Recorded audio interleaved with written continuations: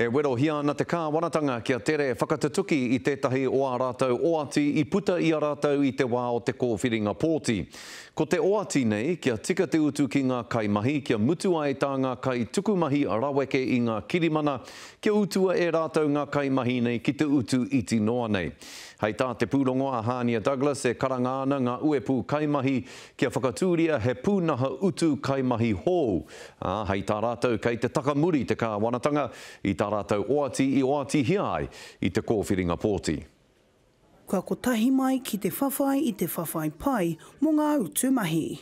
So this is about setting a standard across an industry for the basics, for your basic pay rates, for maybe training, for redundancy, for holidays and so on. Ko ngā momorangai mahi e aro nuiti ana ko ngā kaiwhakapaipai me ngā kaimahi tūtei, pēnei i a Rosie ngā kopu. What I would like to see is kind of like a balance between the living costs that we all face as security guards, as cleaners, as our retailers, and also our wages. So kind of just closing that gap as much as we can. He take tēnei kua tai ki weriweri i te putanga o te pūrongo i tērā tau, hei whakaora i tēnei mate. He pūrongo e kainga nei e te puehu.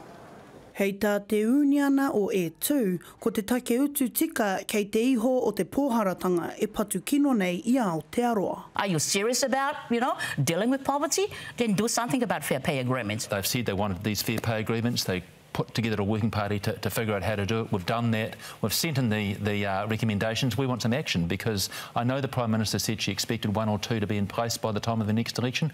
Well, we need to get cracking because time's moving on. Engari hei tā Premier Jacinda Ardern, aha kua kaore anō kia kitea he hua, e pukumahi ana tana kāwanatanga ki te āwhina. We are working on that implementation. One of the things that I have learnt in government though, everything takes longer than you expect and that you would hope.